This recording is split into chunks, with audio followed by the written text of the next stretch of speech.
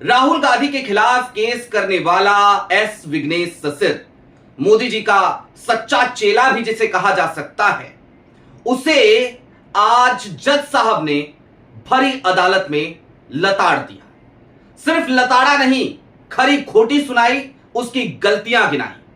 और इतना ही नहीं, बल्कि सरकारी वकीलों को भी आड़े हाथों लिया जज साहब ने, जज सुभाष विद्यार्थी ने, और कहा कि आप लोग सही तरीके से केस को पेश ही नहीं कर रहे हैं, नियम आपको पता ही नहीं है और आप कोर्ट को गुमराह कर रहे हैं। जज साहब यहां तक भी रुक जाते तो गनीमत होती। जज साहब यहां भी नहीं रुके। उन्होंने कहा कि दरअसल राहुल गांधी दोहरी नागरिकता के इस मामले में एस विघ्नेश ससिर यानी कि याचिकाकर्ता राजनीति कर रहे हैं और राजनीतिक फायदे के लिए इस तरीके के मनगढ़ंत आरोप लगा रहे हैं। और इसके बाद जज साहब ने खुद को केस से अलग भी कर लिया। सारी बातें जरा विस्तार से करेंगे और यह समझने की कोशिश करेंगे कि क्या भारतीय जनता पार्टी के तमाम नेताओं ने जुडिशरी को अब अपनी जागीर समझ रखी है क्या? क्योंकि जिस तरीके की बातें एस विघ्नेश ससिर ने करी थी जज सुभाष विद्यार्थी के बारे में, वो सुनने के बाद आप भी हैरान हो जाएंगे। नमस्कार, मैं स्वप्निल और आप मुद्दा देख रहे हैं। दोस्तों, आगे बढ़े उससे पहले वही छोटी सी अपील। मुद्दा इन दिनों एक गंभीर आर्थिक संकट से जूझ रहा है। एक तरफ हमारे मेन बैंक अकाउंट्स बीते लंबे समय से फ्रीज चल रहे हैं, तो दूसरी तरफ हमारे 2.5 साल पुराने चैनल को हमसे लंबे समय तक छीन कर रखा गया था। ऐसे में डे टू डे ऑपरेशंस में मुद्दा को काफी मुश्किलों का सामना करना पड़ता है। लिहाजा आपसे गुजारिश है, यदि आप चाहें तो स्क्रीन पर दिख रहे क्यूआर कोड या फिर के नीचे दिख रहे यूपीआई नंबर्स के जरिए मुद्दा की छोटी छोटी मदद जरूर कीजिएगा, ताकि हमारी बेबाकी यूं ही बरकरार रहे। अब आगे बढ़ते हैं और जरा सिलसिलेवार तरीके से समझने की कोशिश करते हैं कि ये हुआ क्या एस विघ्नेश ससिर के साथ आज इलाहाबाद हाई कोर्ट की लखनऊ बेंच में। आपकी स्क्रीन पर एक खबर है। यह खबर आपको बता रही है कि जज साहब ने खुद को केस से अलग कर लिया है।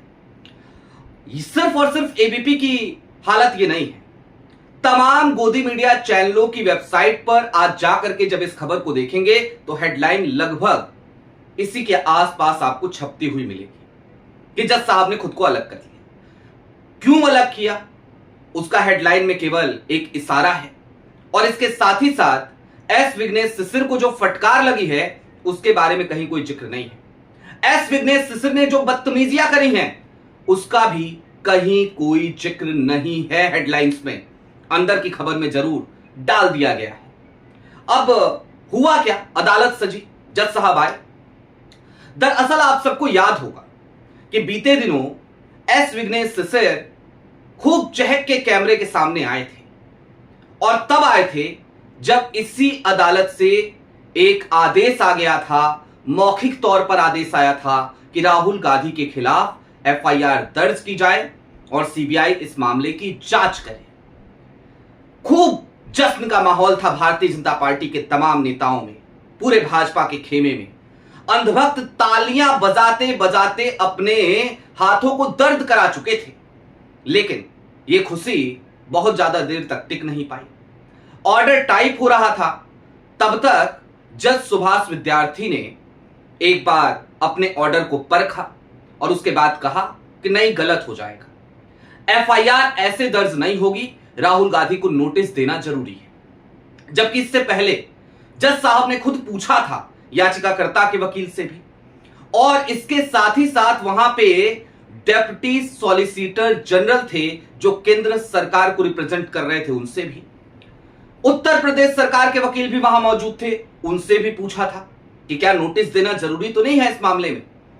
तीनों ने एक स्वर में कहा था ना ना, कोई जरूरत नहीं है नोटिस वोटिस देने की, डायरेक्ट आदेश सुना दीजिए।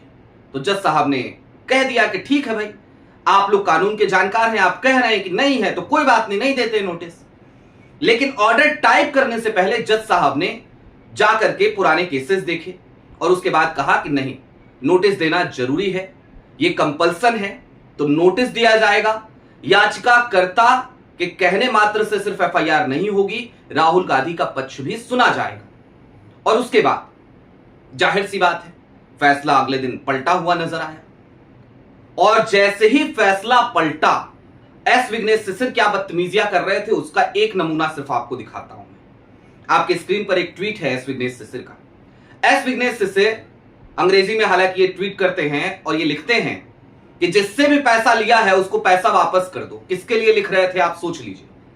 जाहिर सी बात है इनका इशारा जज साहब की तरफ था, जज सुभाष विद्यार्थी की तरफ था कि सुभाष विद्यार्थी ने पैसे ले लिए हैं, पैसे लेकर के अपना फैसला बदला है। यहीं तक नहीं रुका ये शख्स, इसके आगे ये बकायदा धमकी देने लगा कि मैं कार्रवाई करूंगा, परमानेंटली जेल करा दूंगा, ना जाने क्या क्या। और जब इस तरीके की बातें इसने करी तो फिर आज की तारीख में इसका फिर से आमना सामना हुआ जज सुभाष विद्यार्थी से। कोर्ट सजी। एस विघ्नेश सिसर ने कहा कि इस मामले को 2 दिन के लिए और टाल दिया जाए। एस विघ्नेश सिसर नहीं चाहते थे कि आज जज सुभाष विद्यार्थी इस मामले की सुनवाई करें, क्योंकि इनको पता था कि इन्होंने बदतमीजियां खूब कर ली हैं, फजीयत होगी, थूथू होगी। लेकिन जज सुभाष विद्यार्थी माने नहीं। उन्होंने कहा कि जब लिस्टेड हो गया है मामला, जब मामला सूचीबद्ध हो गया है, तो फिर आप आज ही इस मामले की सुनवाई में शामिल होइए। इस मामले की सुनवाई आज होगी। सुनवाई शुरू हुई और जज साहब ने सबसे पहले तो आड़े हाथों लिया सरकारी वकीलों को, डिप्टी सॉलिसिटर जनरल को और योगी सरकार के वकील को, और उनको खरी खोटी सुनाते हुए सीधे तौर पे कहा कि आप लोगों ने केस को सही तरीके से प्रेजेंट नहीं किया, आप लोगों ने नियमों को ताक पे रख दिया। उनकी नाराजगी जाहिर सी बात है उस बात को लेकर थी कि जब कोर्ट ने पूछा था कि क्या राहुल गांधी को नोटिस देना जरूरी है कि नहीं है, तो इन दोनों वकीलों ने कहा था कि नहीं, देना जरूरी नहीं है। अब जैसे ही सरकारी वकीलों की क्लास लगाई जज साहब ने, उसके बाद एस विघ्नेश सिसर का नंबर आया। और एस विघ्नेश सिसर को तो जो फटकार लगी है आज भरी अदालत में, भरी कोर्ट में, वो निश्चित तौर पर उनके गालों पर तमाचा पड़ने जैसा है या फिर कि चेहरे पर कालिख पुतने जैसा है। जज साहब ने कहा कि आपने कोर्ट के बारे में बड़ी अनर्गल टिप्पणियां करी हैं, आपने बहुत कुछ बोला है, आपने कोर्ट पर कीचड़ उछाला है। एस विघ्नेश सिसर ने कहा मैंने तो कोर्ट की सराहना भी की थी। और बस इतना सुनना था कि जज साहब भड़क गए। जज साहब ने कहा आप कोर्ट को गुमराह कर रहे हैं और कोर्ट का इस्तेमाल अपनी राजनीति चमकाने के लिए कर रहे हैं। इसके बाद जज साहब ने कहा कि भाई आपको हो सकता है मुझसे बेहतर कोई अच्छा जज मिल जाए, मैं फिलहाल इस केस से खुद को अलग कर रहा हूं। और यह कहते हुए जज साहब ने खुद को अलग कर लिया। तकरीबन 5-10 मिनट तक एस विघ्नेश सिसर की जम की क्लास लगाई। उसके बाद उन्होंने अपना फैसला सुनाया कि मैं इस केस से खुद को अलग कर रहा हूं। अब कुल मिलाकर चलते चलते इस बात को समझिएगा, ऐसा ही एक मामला और भी है मध्य प्रदेश का। वहां पे एक विधायक है संजय पाठक, एक खनन का मामला था और उस मामले की सुनवाई कर रहे जज विशाल मिश्रा को संजय पाठक ने 2025 का मामला बता रहा हूं, उसमें उन्होंने खुद कॉल कर दिया था जज साहब को ही। जज साहब को कॉल करके लगे उसी केस का जिक्र करने, उस केस के बारे में बात करने। विशाल मिश्रा ने फिर ऑर्डर दिया अपना और कहा कि मैं इस सुनवाई से खुद को इसलिए अलग कर रहा हूं क्योंकि संजय पाठक मुझे कॉल कर रहे हैं, जो आरोपी है वो मुझे कॉल कर रहा है और कॉल करके मुझसे बातचीत करने की कोशिश कर रहा है, लिहाजा वो केस को प्रभावित करना चाहता है और मैं इस केस की सुनवाई नहीं कर सकता। वो मामला अभी भी चल रहा है। लेकिन मैंने ये विशाल मिश्रा के केस का जिक्र क्यों किया? एस विघ्नेश सिसर का भी ये केस कहीं ना कहीं उसी तरीके का एक केस है। एस विघ्नेश सिसर जिस तरीके की टिप्पणियां जज सुभाष विद्यार्थी के खिलाफ कर रहे थे, ये पता है कौन सी मानसिकता को दिखाता है? ये वही मानसिकता होती है कि चित्त भी मेरी, पट भी मेरी, अंटा मेरे ताऊ का। तुम अगर हमारे मुताबिक कुछ कहोगे तो सब ठीक है, सब चंगा सी, लेकिन अगर हमारे खिलाफ गए तो याद रखो जुडिशरी तो हमारी गुलाम है। इस तरीके की मानसिकता होती है एस विघ्नेश सिसर जैसे लोगों की। क्योंकि जज साहब ने जिस वक्त एफआईआर दर्ज करने का आदेश दिया, उनको गुमराह किया गया तो उन्होंने दे दिया। उसके बाद उन्होंने उसको खुद परखा, परखने के बाद अपना फैसला बदला तो एस विघ्नेश सिसर बौखला उठे और लगातार कोर्ट पे ही ये सवाल करने लगे कि आप अपना फैसला बदल कैसे सकते हो। और सिर्फ इतने तक नहीं रुके, उसके बाद ये कहने लगे कि पैसा ले लिया होगा, फिर ये कहने लगे कि दबाव बनाया गया होगा। और ये किस तरीके का डरपोक आदमी है, अगर आपको ये जानना हो तो चलिए, एक जिक्र तो मैं अक्सर करता हूं कि रायबरेली में इसने ये मामला लेकर के ये गया और रायबरेली में 2 बार ये पहुंचा, वहां पे दोनों बार कांग्रेस समर्थकों ने राहुल गांधी जिंदाबाद का नारा लगा दिया। ये डर गया भाई साहब, रायबरेली से भाग करके इलाहाबाद हाईकोर्ट की लखनऊ बेंच में आया, आकर के कहा कि इस मामले को जरा जज साहब ट्रांसफर कर दीजिए ना एमपी एमएलए कोर्ट लखनऊ में। वहां पर ट्रांसफर हुआ, वहां पे भी याचिका खारिज हो गई थी इसकी, और यहां पर भी यही होगा। अभी इलाहाबाद हाईकोर्ट की लखनऊ बेंच में भी होना यही है। इससे पहले इलाहाबाद हाईकोर्ट भी इस मामले को खारिज कर चुकी है।